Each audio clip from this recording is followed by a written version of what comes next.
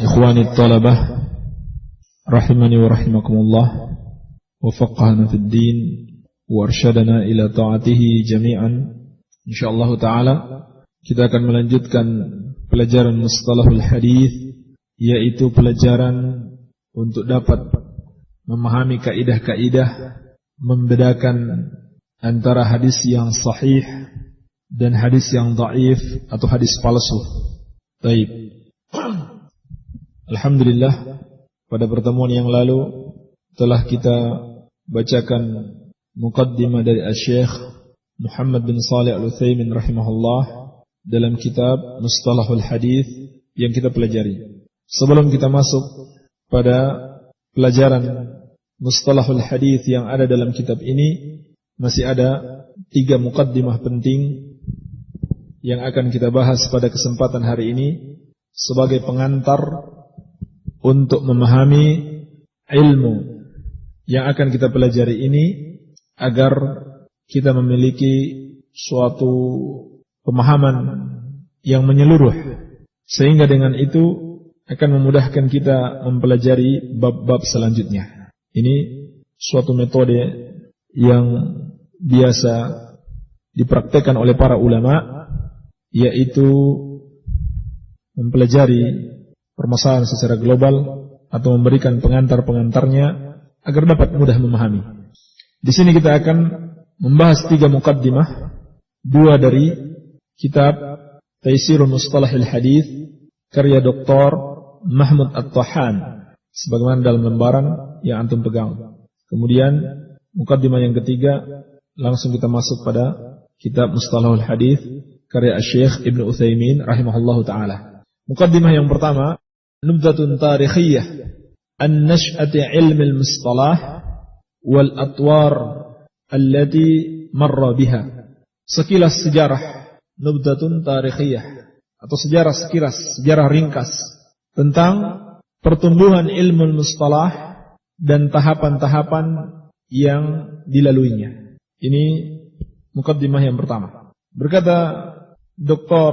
Mahmud At-Tahan dalam kitabnya Taisir Mustalahil Hadis, yulahidul bahithul mutafahhis, bahwasanya seorang yang meneliti dan memeriksa, memperhatikan annal asasa wal arkanal asasiyah, bahwasanya pondasi dan tiang-tiang pokok li ilmi riwayah, bagi ilmu riwayat, wa naqlil akhbar, dan penukilan akhbar, yakni berita-berita, mawjudatun fil kitabil aziz was sunnatin nabawiyah. Itu sudah ada dalam Al-Quran dan As-Sunnah itu sendiri.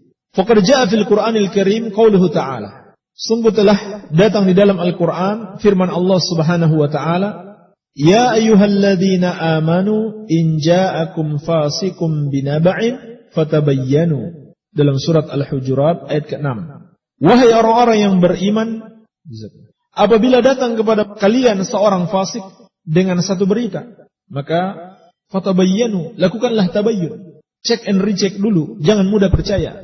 Wajah fi sunnah qauluhu sallallahu alaihi wasallam, dan di dalam as-sunnah ucapan Nabi sallallahu alaihi wasallam, naddarallahu imra'an sami'a minna syai'an faballaghahu kama sami'ahu. Semoga Allah merahmati seseorang yang mendengarkan dari kami sesuatu, yakni satu hadis, kemudian dia sampaikan sebagaimana dia dengarkan. Farubba muballighin au amin sami'in, maka bisa jadi orang yang disampaikan, farubba muballighin, orang yang disampaikan, au amin sami'in, lebih paham terhadap hadis tersebut dibanding orang yang mendengarkan pertama kali. Hadis riwayat Tirmidzi dalam Kitabul Ilmi, dan beliau berkata hadis hasan sahih. Wa fi riwayatin, dan dalam riwayat yang lain, farubba hamil fiqhin ila man huwa afqahu minhu, bisa jadi orang yang membawa suatu fikih disampaikan kepada orang yang lebih faqih darinya. Wa rubba hamil fiqhin laysa bifaqih, dan bisa jadi pula orang yang membawa suatu fikih tapi dia bukan seorang yang faqih. Artinya dia mengetahui suatu hadis tapi dia tidak memahami apa yang terkandung dalam hadis tersebut. Juga diriwayatkan At-Tirmidzi dalam Kitabul Ilmi, dan beliau berkata hadis hasan. Fa fi hadhihi al-ayah al-karimah wa hadha al-hadith asy-syarif mabda'u at-tathabbut fi akhdhi al-akhbar wa kayfiyati dabtiha.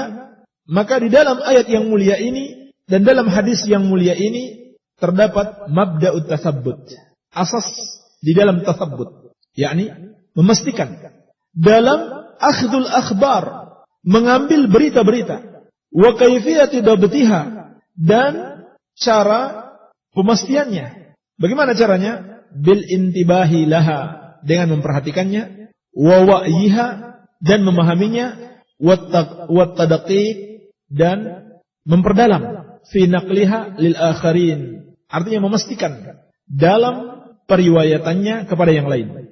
Jadi firman Allah, wahai orang-orang yang beriman, apabila datang kepada kalian seorang fasik membawa suatu berita, maka periksalah. Demikian pula sabda Nabi sallallahu alaihi wasallam, semoga Allah merahmati orang yang mendengarkan satu hadis kemudian sampaikan sebagaimana yang dia dengarkan. Dan pujian kepada orang yang memahaminya merupakan dalil bahwasannya dalam menyampaikan suatu berita, terutama Al-Quran dan Sunnah, harus kita pastikan betul-betul berasal dari Al-Quran wa Sunnah. Demikian pula harus kita pahami, demikian pula harus kita tadqiq, betul-betul memperdalam, memastikan, memerinci apa yang kita sampaikan kepada yang lainnya. Wa imtithalan li amrillahi ta'ala wa rasuluhu sallallahu alaihi wasallam, dan sebagai peneladanan atau pelaksanaan perintah Allah tersebut dan juga Rasulnya sallallahu alaihi wasallam, faqad kana as-sahabah radhiyallahu anhum yuthabbituna fi naqlil akhbar. Maka para sahabat Rasulullah sallallahu alaihi wasallam betul-betul melakukan tatsabbut di dalam penukilan berita-berita wa qabuliha, dan dalam penerimaannya. La siyama, terlebih idza syakku fi sidqin naqil laha, apabila mereka ragu dalam kejujuran orang yang mengabarkan berita tersebut. Fa dhahara bina'an ala hadha mawdu', maka nampaklah berdasarkan permasalahan ini al-isnadu wa qimatuhu fi qabulil akhbar aw raddiha. Al-isnad, sanad, dan qimatuhu, pentingnya sanad tersebut di dalam menerima suatu berita atau menolaknya. Faqad jaa fi muqaddimati Sahih Muslim an Ibn Sirin, telah datang dalam muqaddimah kitab Sahih Muslim dari Al-Imam Muhammad bin Sirin rahimahullahu taala. Qala, beliau mengatakan, lam yakunu yas'aluna 'anil isnad, falamma waqa'atil fitnah qalu sammu lana rijalakum fayunzaru ila ahli sunnah fayu'khadhu hadithuhum wa yunzaru ila ahli al-bid'ah fala yu'khadhu hadithuhum. Dahulu mereka tidak bertanya tentang isnad, tentang sanad, tentang siapa yang meriwayatkan suatu berita atau suatu hadis. Maka ketika terjadi fitnah, mereka lalu mengatakan sammu lana rijalakum, sebutkan kepada kami rijal kalian, yakni para perawi kalian. Apa fitnah yang dimaksud? Dahulu para sahabat dan tabi'in tidak pernah bertanya tentang sanad. Kenapa? Karena orang-orang pada waktu itu adalah orang-orang yang jujur, orang-orang yang tidak tertuduh dengan suatu kesesatan. Tetapi ketika terjadi fitnah, barulah mereka mengatakan sammu lana rijalakum, sebutkan kepada kami perawi-perawi kalian. Siapa yang meriwayatkan berita yang engkau kabarkan? Apa fitnah yang maksud? Atau pemalsuan hadis? La, itu jauh nanti. Qadariyah, Khawarij. Ya, yang lebih spesifik lagi. Apa yang dimaksud? Ini maksud adalah pembunuhan Utsman bin Affan radhiyallahu taala anhu. Awal munculnya Khawarij. Baik. Ketika muncul kesesatan, dan kesesatan terbesar pertama kali di masa sahabat adalah pembunuhan Utsman yang dilakukan oleh orang-orang Khawarij. Maka sudah muncul orang-orang Khawarij, sudah muncul ahlul bid'ah. Para sahabat kemudian mengatakan sammu lana rijalakum. Ketika mereka menerima suatu hadis dari orang-orang yang tidak dikenal ini, maka mereka mengatakan sammu lana rijalakum, sebutkan siapa perawi-rawi kalian, siapa yang meriwayatkan suatu berita. Fayunzaru ila ahli sunnah, maka dilihat apakah yang meriwayatkan itu seorang ahlu sunnah, fayu'khadhu hadithuhum, maka diambil hadisnya. Wa yunzaru ila ahli bid'ah, fala yu'khadhu hadithuhum, dan dilihat apakah yang meriwayatkan itu seorang ahlul bid'ah, maka hadisnya tidak diterima. Ini pertama kali munculnya isnad. Baik. Dalam muqaddimah Sahih Muslim. Wa bina'an ala anna al-khabar, dan karena khabar itu la yuqbal, tidak dapat diterima illa ba'da ma'rifati sanadihi, kecuali setelah dikenali sanadnya. Jadi setelah masa ini, setelah pembunuhan Utsman, bahwa kabar sudah tidak bisa diterima lagi kecuali setelah diketahui sanadnya, faqad dhahara ilmul jarhi wa ta'dil, maka muncullah ilmu jarh wa ta'dil. Ilmu al-jarh wa ta'dil. Al-jarh yakni pembicaraan tentang keburukan seorang rawi, wa ta'dil sebaliknya ujian terhadap rawi. Nanti akan datang penjelasan lebih detail tentang ilmu al-jarh wa ta'dil. Wal kalamu 'ala ar-ruwat, muncul juga pembicaraan terhadap para perawi-perawi. Wa ma'rifatul muttasil awil munqati' minal asanid, dan muncul ilmu untuk mengenal al-muttasil yang bersambung, awil munqati' atau yang terputus dari sanad-sanad. Wa ma'rifatul ilal al-khafiyah, dan mengenali penyakit-penyakit yang tersembunyi. Nanti akan datang penjelasan Syekh apa yang dimaksud dengan illah khafiyah. Wa dhaharal kalam fi ba'dir ruwat, dan muncul pembicaraan pada sebagian para perawi. Lakin ala qillah, tetapi pada masa itu masih sedikit. Liqillatir ruwat al-majruhina fi awalil amr, karena memang sedikitnya para rawi yang dijarah, yakni yang perlu diingatkan bahwa rawi ini tidak pantas diterima hadisnya pada masa pertama tersebut. Baik, ini masa pertama kemunculan ilmu mustalahul hadis, dan belum dikatakan ilmu mustalah hadis pada zaman tersebut. Summa tawassal ulama fi dzalik.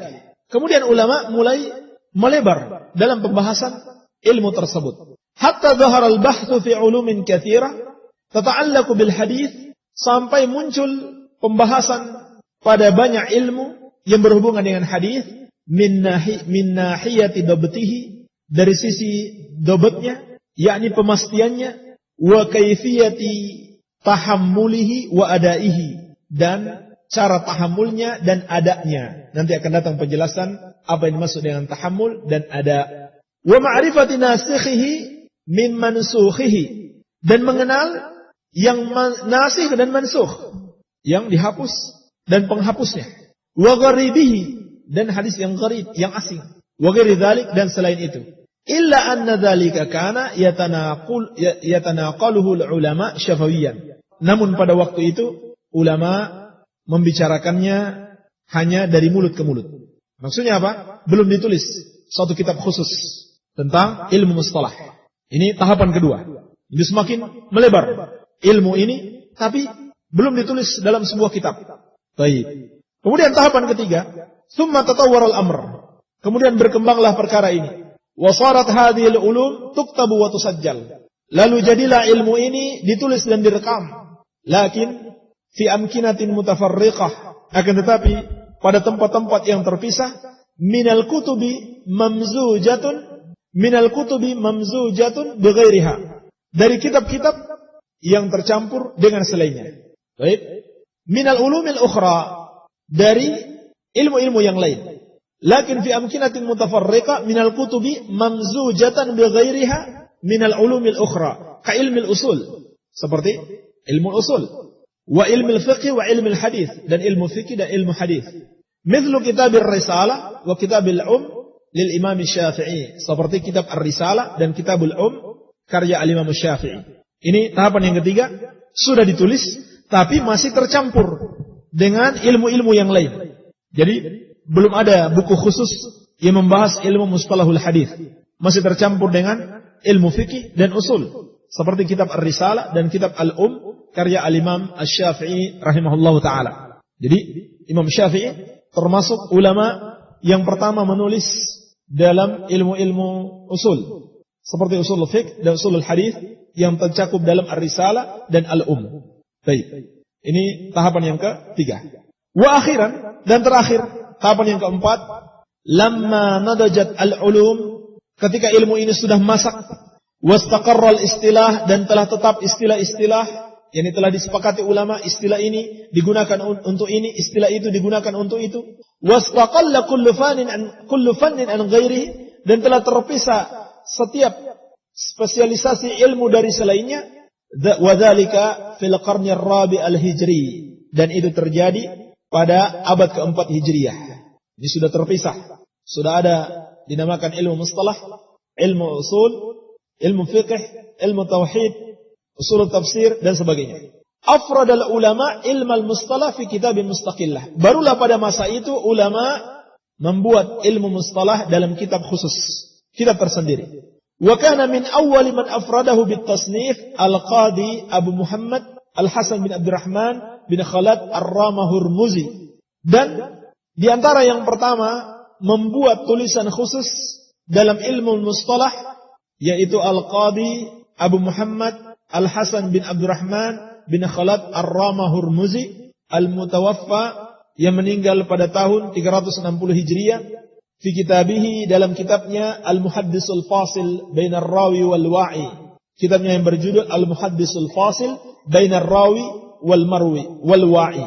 Wa sa'adhkuru ashhar al-musannafat fi ilmi al-mustalah, dan aku akan menyebutkan kitab-kitab yang paling terkenal dalam ilmu mustalah min hini ifradihi, dari pertama dia disendirikan dalam satu buku, bitasnif ila yaumina hadza, sampai kepada hari kita ini. Maka inilah muqaddimah yang berikutnya, muqaddimah yang kedua, ashharul musannafat fi ilmi al-mustalah. Kitab-kitab yang paling masyhur dalam ilmu mustalah ketika pertama dia ditulis, yakni pada abad keempat Hijriyah sampai zaman kita ini. Yang pertama, kata beliau, Al-Muhaddithul Fasil Bainar Rawi wal Wa'i. Kitab yang berjudul Al-Muhaddithul Fasil Bainar Rawi wal Wa'i. Ditulis oleh Al-Qadi Abu Muhammad Al-Hasan bin Abdurrahman bin Khalad Ar-Ramah-Hurmuzi, yang meninggal pada tahun 360 Hijriah. Lakinnahu lam yasta'ib abhath al-mustalah kullaha. Akan tetapi kitab ini belum mencakup seluruh pembahasan ilmu mustalah. Wa hadha sya'nu man yaftatihu tasnifa fi ayyi fannin aw ilmin ghaliban. Dan ini adalah kenyataan orang yang memulai suatu penulisan pada satu fan atau satu ilmu pada umumnya. Jadi dia belum mencakup semua pembahasan. Nanti yang datang berikutnya maka akan lebih mencakup. Ini yang pertama, kitab Al-Muhaddithul Fasil Bainar Rawi wal Wa'i. Baik. Yang kedua, Ma'rifatu Ulumil Hadits. Kitab yang berjudul Ma'rifatu Ulumil Hadits ditulis oleh Abu Abdullah Muhammad bin Abdullah Al-Hakim An-Naisaburi, atau yang dikenal dengan Al-Imam Al-Hakim, penulis kitab Al-Mustadrak ala Sahihain, yang meninggal pada tahun 405 Hijriah. Lakinnahu lam yuhaddzibil abhath. Akan tetapi beliau belum membuat pembahasan-pembahasan yang terperinci, yakni belum diatur sedemikian rupa sehingga gampang dipelajari. Walam yutratibha at-tartib al-fanni al-munasib, dan beliau belum mengaturnya secara lebih baik. Baik. Kemudian yang ketiga, kitab Al-Mustakhraj ala Ma'rifati Ulumil Hadits, ditulis oleh Abu Nu'aim Ahmad bin Abdullah Al-Asbahani, yang meninggal pada tahun 430 Hijriah. Istadraka fihi 'ala al-Hakim ma fatahu fi kitabihi Ma'rifati Ulumil Hadits. Beliau menambahkan apa-apa yang belum ditulis oleh Al-Imam Al-Hakim dalam kitabnya Ma'rifat Ulumil Hadits. Min qawaidi hadzal fan, dari kaidah-kaidah ilmu ini. Lakinnahu taraka asya yumkinu lil muta'aqqib ayastadrikaha alaihi aidan. Tetapi beliau meninggalkan banyak sekali yang mungkin seorang yang menambahkan itu untuk menambahkannya. Jadi pada kitab ini masih banyak kekurangan.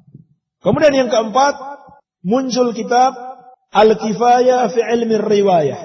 Al-Kifayah fi Ilmi Riwayah karya Abu Bakar Ahmad bin Ali bin Thabit Al-Khatib Al-Baghdadi, al-masyhur, yang sudah masyhur, meninggal pada 463 Hijriah. Wa huwa kitabun hafil bi tahriri masail hadzal fan.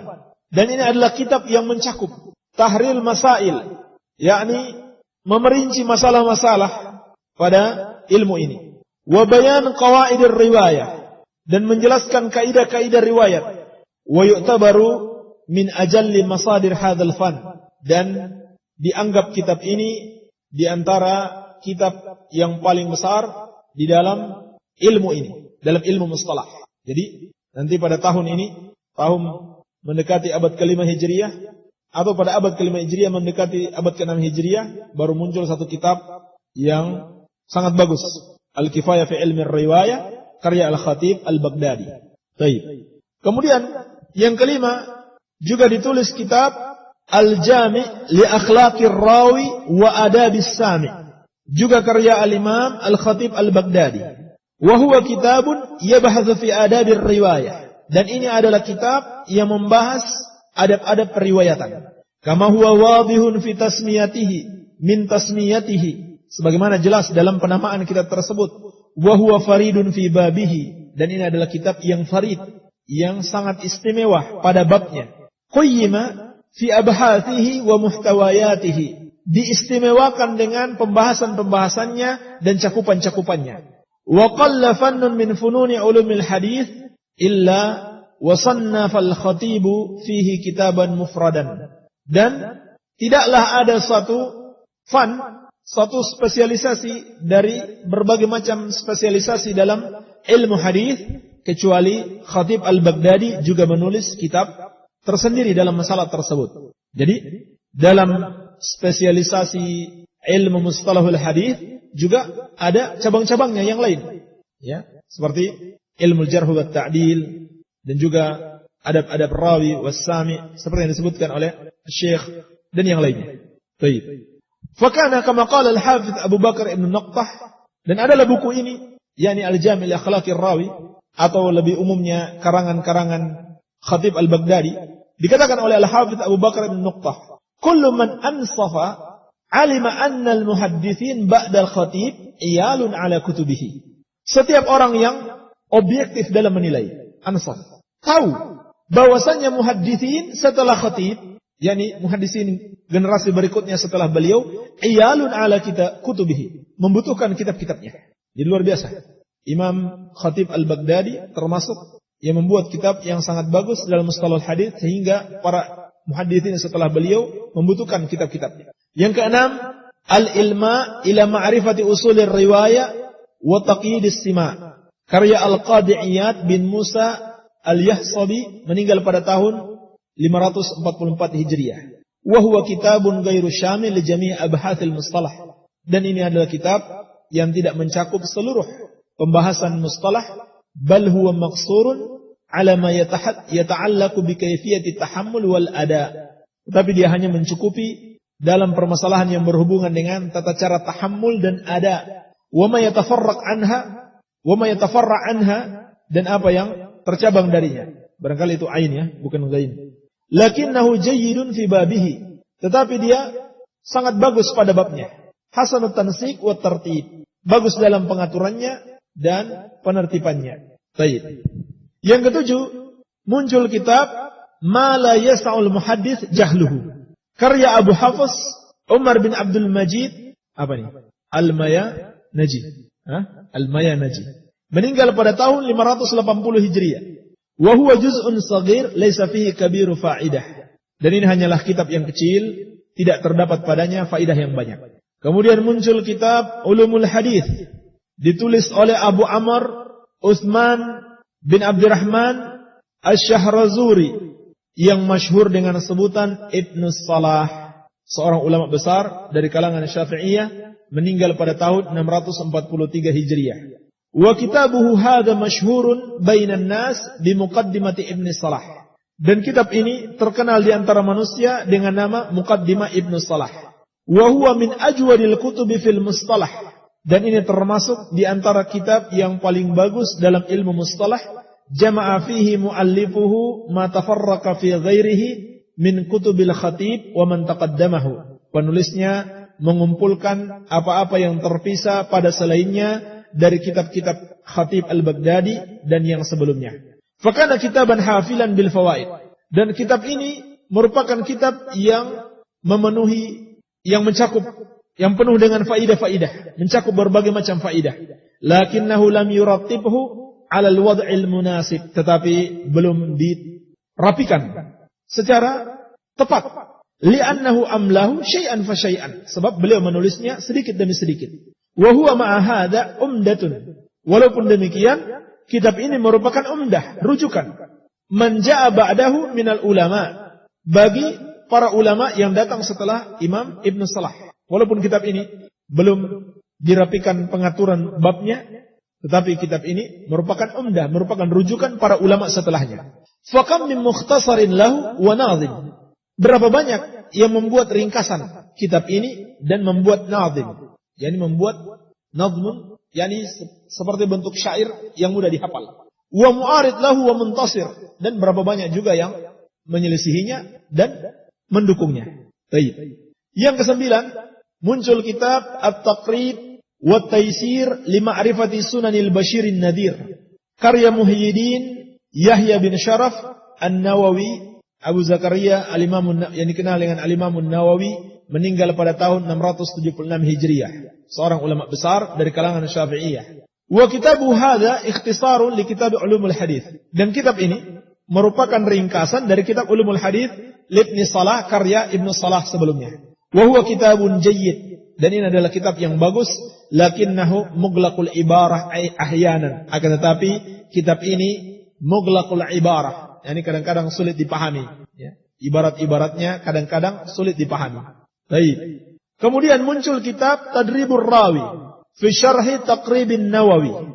Ditulis oleh Jalaluddin Abdurrahman bin Abi Bakar As-Suyuti, seorang ulama Syafi'iyah, meninggal pada tahun 911 Hijriah. Wa huwa syarhun li kitab Taqrib An-Nawawi. Ini merupakan penjelasan kitab Taqrib karya An-Nawawi kama huwa wadihun min ismihi, sebagaimana jelas pada judul kitabnya. Jama'a fihi muallifuhu min al-fawaid asy-syai' al-katsir. Penulisnya yaitu As-Suyuti mengumpulkan dalam kitab ini faidah-faidah yang sangat banyak. Kemudian yang ke-11, Nazmud Durar fi Ilmi al-Athar. Ditulis oleh Zainuddin Abdurrahim bin Husain Al-Iraqi, meninggal pada tahun 806 Hijriah. Kenapa disebutkan pada nomor 11 bukan nomor 10, padahal tahunnya dia lebih dulu? Ada yang jeli. Ini kitab Nazmud Durar fi Ilmi al-Athar, penulisnya lebih dahulu, meninggal pada tahun 806 Hijriah. Tapi disebutkan yang justru setelahnya, yaitu kitabnya As-Suyuti tahun 911 Hijriah. Ahsan, tabarakallahu fiik. Karena tulisan Imam Suyuti ini adalah syarah dari tulisan sebelumnya. Jadi berurutan tuh, 3 kitab. Nomor 8, 9, 10 adalah kitab yang berurutan. Pertama kitab Ulumul Hadis karya siapa? Ibnu Salah. Lalu diringkas oleh An-Nawawi dalam At-Taqrib, lalu disyarah lagi oleh As-Suyuti dalam At-Tadrib. Jadi disebutkan berurutan supaya kita tidak bingung. Baik. Baru disebutkan yang sebelumnya ditulis pada tahun 806 Hijriah. Ini juga kitab bagus, karya termasuk rujukan karya Al-Iraqi, wa masyhur bismi Alfiyatul Iraqi, dan lebih dikenal dengan nama Alfiyah Al-Iraqi. Nazzama fihi ulum al-hadits Ibn Salah. Beliau yakni membuat nazam ulumul hadits karya Ibn Salah. Jadi dibuat dalam bentuk syair sehingga mudah dihafal. Wa zada alai, dan beliau menambahkan atasnya. Wa hiya jayyidatun ghazirah. Wa hiya jayyidatun ghaziratul fawaid. Dan kitab ini sangat bagus, penuh dengan faidah, wa 'alaiha syuruh muta'addidah, dan kitab ini telah disyarah dengan syarah yang banyak. Minha syarhani lil muallif nafsihi. Di antaranya ada 2 syarah yang dua-duanya disyarah oleh penulisnya, yakni Imam Al-Iraqi sendiri. Baik. Kemudian muncul kitab Fathul Mughith fi Syarhi Alfiyatil Hadits, karya Muhammad bin Abdurrahman As-Sakhawi, yang meninggal pada tahun 902 Hijriah. Wa huwa syarhun ala Alfiyatil Iraqi, dan ini merupakan syarah terhadap alfiyahnya Al-Iraqi. Wa huwa min awfa syuruhil alfiyah wa ajwadiha, dan ini termasuk syarah yang paling mencakup dan paling bagus dalam mensyarah kitab Al-Iraqi. Bahkan mungkin lebih bagus daripada syarah Al-Iraqi sendiri. Baik. Kemudian muncul kitab Nukhbatul Fikr fi Mustalahi Ahli Al-Athar, karya Al-Hafidh Ibnu Hajar Al-Asqalani, meninggal pada tahun 552 Hijriah. Wa huwa juz'un shaghir mukhtasarun jiddan, dan ini kitab yang kecil, ringkas sekali. lakinnahu min anfa'il mukhtasarat wa ajwadiha tertiban. Akan tetapi kitab ini merupakan ringkasan yang paling bagus dan yang paling baik tertibnya, yakni pengurutan babnya. Ibtakara fihi muallifuhu tariqatan fit tartib. Muallif yakni Al-Hafidz Ibnu Hajar sangat bagus, sangat baik, jenius di dalam membuat tertib urutan kitabnya, urutan babnya. Wa taqsim lam yusbaq ilaiha, dan membuat pembagian-pembagian yang belum didahului oleh seorang pun. Yani belum ada kitab yang semisal ini dalam tertib wa taqsim. Wa qad syarahahu muallifuhu bi syarhin sammahu Nuzhatun Nadhar. Dan penulisnya sendiri, yani Al-Hafidz Ibnu Hajar, telah mensyarah kitab ini dan beliau beri judul Nuzhatun Nadhar, kama syarahahu ghairuhu, sebagaimana selainnya juga telah mensyarah kitab ini. Kemudian yang ke-14, muncul kitab Al-Manzuma Al-Baiquniyah. Ini dalam bentuk nazam. Ini seperti syair-syair sehingga mudah dihafal. Ini bagus sekali kalau antum hafalkan. Dan isi kitab itu sama ya dengan Mustalahul Hadits yang akan kita bahas. Ditulis oleh Umar bin Muhammad Al-Baiquni, meninggal pada tahun 1080 Hijriah. Wahia minal manzumat al-mukhtasarah, dan dia termasuk manzumah yang ringkas. Idh la tatajawaz 34 baitan, yang tidak melewati 34 bait. 34 bait syair saja. Ringkas, bagus dihafal. Wa tu'tabaru minal mukhtasarat an-nafiyah al-masyhurah wa 'alaiha syuruh muta'addidah, dan dianggap sebagai kitab yang ringkas, yang bermanfaat dan terkenal, dan terdapat banyak syarah atas kitab ini. Di antaranya syarah Syekh Shalih Al-Utsaimin sendiri. Beliau selain punya kitab Mustalahul Hadits ini, beliau juga punya syarah Al-Baiquni. Baik. Kemudian yang terakhir, yang ke-15, muncul kitab Qawaidut Tahdits. Qawaidut At-Tahdits karya Muhammad Jamaluddin Al-Qasimi, meninggal pada tahun 1332 Hijriah. Wa huwa kitabun muharrar mufid, dan ini adalah kitab yang jelas, ditulis dengan jelas, mufid, sangat bermanfaat. Wa hunaka musannafat ukhra katsira yatulu dzikruha, dan di sana masih banyak tulisan-tulisan atau buku-buku yang lain akan panjang penyebutannya. Iktasartu ala dzikri al-masyhur minha, aku cukupkan penyebutan kitab-kitab yang masyhur darinya. Fajazallahu al-jami'a anna wa anil muslimina khairal jaza, maka semoga Allah membalas para penulis kitab-kitab tersebut dengan balasan yang terbaik. Baik. Ini mukaddimah yang kedua. Kita akan masuk pada mukaddimah yang ketiga. Mukaddimah yang terakhir. Qala Syekh Al-Allamah Faqihuz Zaman Muhammad ibn Shalih Al-Utsaimin rahimahullahu taala rahmatan wasi'ah, Mustalahul Hadits. Alif ta'rifuhu, definisinya, ba faidatuhu. Jadi di sini ada dua pembahasan, ta'rifnya dan faidahnya.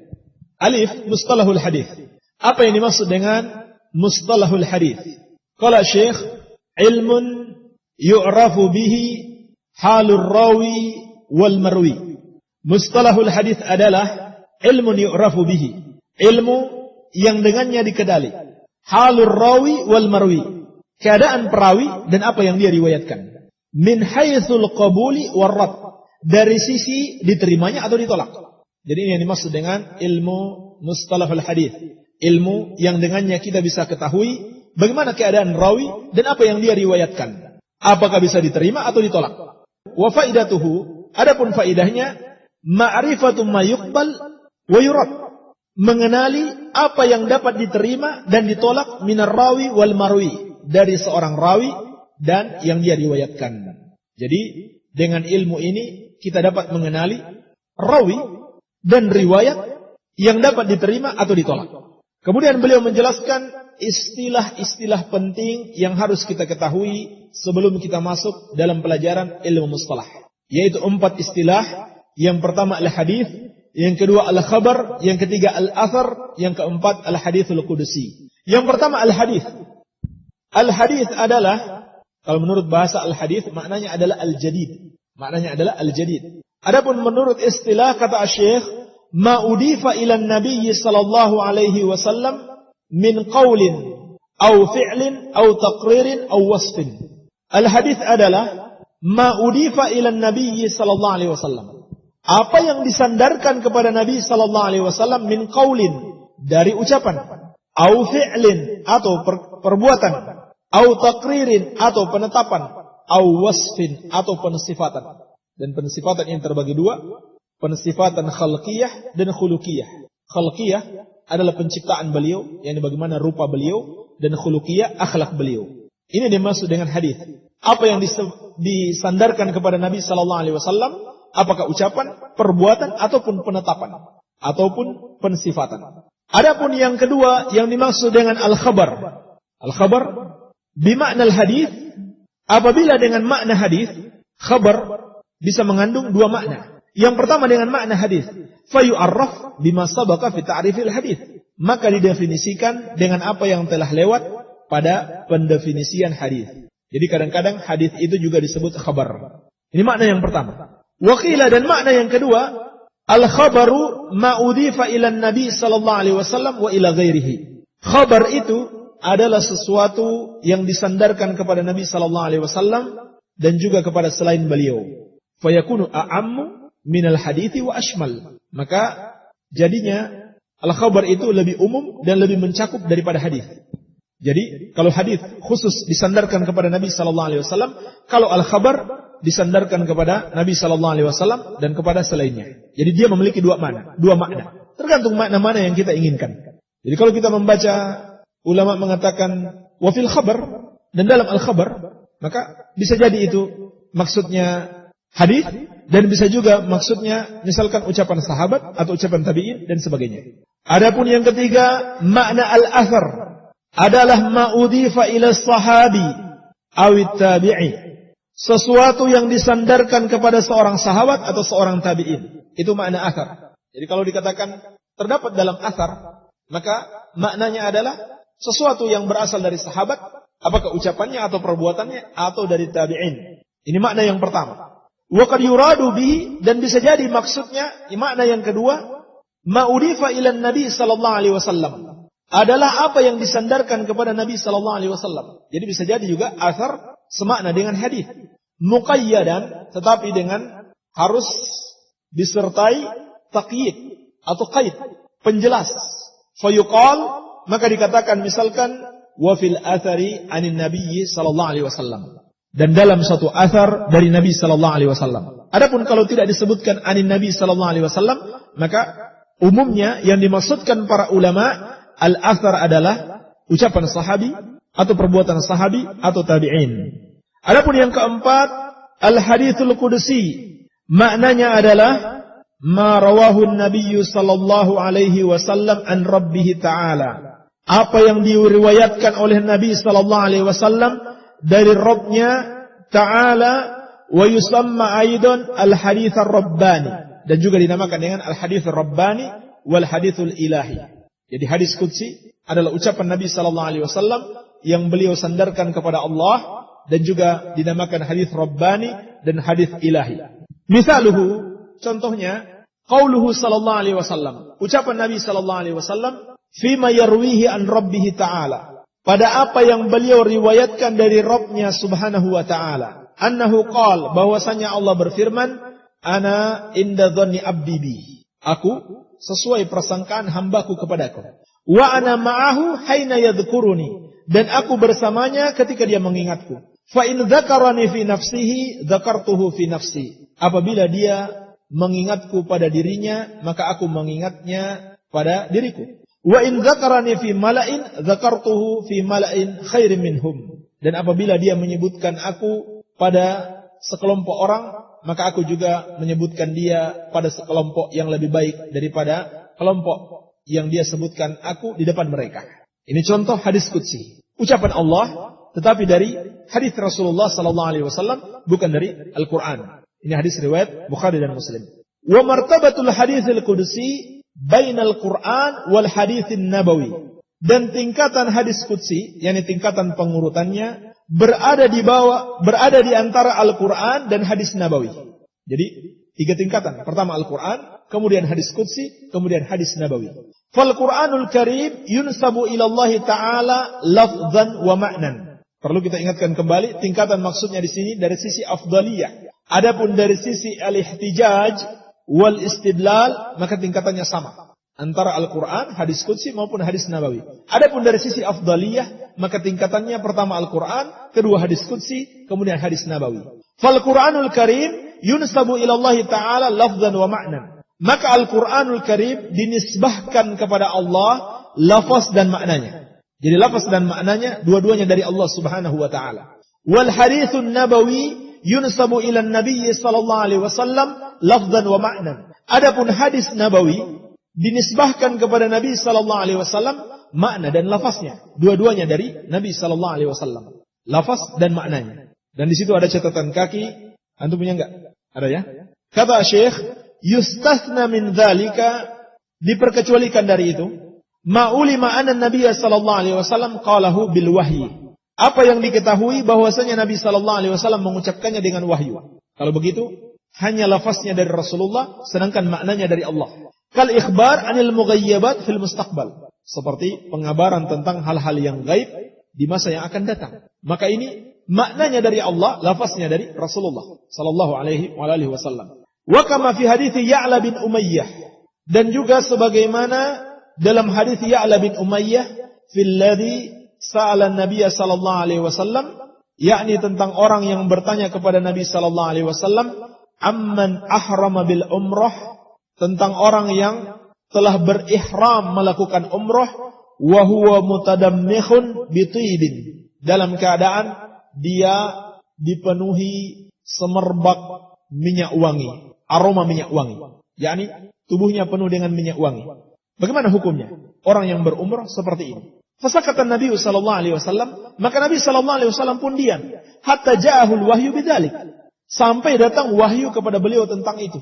Maka beliau katakan kepada orang ini, hendaklah engkau mencuci badanmu sebanyak 3 kali, yakni dibersihkan dari minyak wangi. Famithlu hadza yunsabu ila Nabi sallallahu alaihi wasallam lafzan la ma'nan. Maka yang seperti ini dinisbahkan kepada Nabi sallallahu alaihi wasallam lafaznya tidak maknanya. Jadi dia semisal dengan hadis qudsi. Al-muallif. Baik. Jadi catatan kaki ini juga dari al-muallif Asy-Syaikh Muhammad bin Shalih Al-Utsaimin rahimahullah. Baik. Jadi ini yang kedua. Hadis nabawi secara umum dinisbahkan kepada Nabi sallallahu alaihi wasallam lafaz dan maknanya, kecuali beberapa hadis yang maknanya dari Allah, lafaznya dari Rasulullah sallallahu alaihi wasallam. Kemudian yang ketiga, wal haditsul qudsi. Adapun hadis qudsi yunsabu ila Allah taala ma'nan la lafdhan. Dinisbahkan kepada Allah Subhanahu wa taala secara makna tapi tidak secara lafaznya. Seperti ucapan Nabi sallallahu alaihi wasallam atau ucapan para perawi fi ma yarwihi an rabbih. Apa yang dia riwayatkan dari Rabbnya, yang diriwayatkan oleh Rasulullah sallallahu alaihi wasallam dari Rabbnya, dinisbahkan kepada Allah secara makna tapi lafaznya dari Rasulullah sallallahu alaihi wasallam. Oleh karena itu berbeda antara hadis qudsi dengan Al-Qur'an. Kalau Al-Qur'an lafaz dan maknanya dari Allah, sedangkan hadis qudsi maknanya dari Allah dan lafaznya dari Rasulullah sallallahu alaihi wasallam. Walidzalika la yuta'abbad bi tilawati lafzihi. Oleh karena itu pula tidak dilakukan ta'abbud dengan tilawah lafaznya. Maksudnya tidak ta'abbud seperti kita membaca Al-Qur'an kemudian mendapatkan pahala, yakni 1 huruf 10 kebaikan, 3 huruf 30 kebaikan, tidak seperti hadis qudsi. Adapun hadis qudsi mendapatkan pahala secara umum, yakni pahala mempelajari hadis dan sebagainya. Wala yuqra fi shalah. Demikian pula hadis qudsi tidak dibaca dalam salat. Kenapa? Karena lafaznya bukan dari Allah. Walam yahsul bihi tahaddi, dan tidak ada padanya at-tahaddi, penentangan terhadap orang-orang kafir untuk membuat yang semisal dengan itu. Berbeda dengan Al-Qur'an, ada penentangan. Ayo kalau kalian bisa buat 1 surat saja atau 1 ayat yang semisal dengan Al-Qur'an. Kalau hadis qudsi tidak. Walam yunqal bit tawatur, dan tidak dinukil dengan tawatur, dengan mutawatir, yakni oleh banyak sahabat kepada banyak tabi'in, sebagaimana akan datang penjelasan makna mutawatir. Kama nukil Al-Qur'an, sebagaimana dinukil Al-Qur'an. Jadi hadis qudsi tidak dinukil secara mutawatir sebagaimana dinukilnya Al-Qur'an, bal minhum ma huwa sahih wa dhaif wa mawdu'. Bahkan di antara hadis-hadis qudsi tersebut ada yang sahih, ada yang lemah, ada yang palsu. Jadi tidak seperti anggapan sebagian orang, katanya kalau hadis qudsi sudah pasti sahih. Ini orang-orang sufi tidak mau belajar hadis, ya. Bahkan memusuhi ahlul hadis. Mereka katakan hadis qudsi semuanya sahih. Padahal ada yang sahih, ada yang lemah, ada yang dhaif, ada yang palsu kalau mereka memahami ilmu hadis yang semestinya. Baik, inilah mukaddimah yang ketiga sebelum kita masuk dalam pembahasan ilmu mustalah.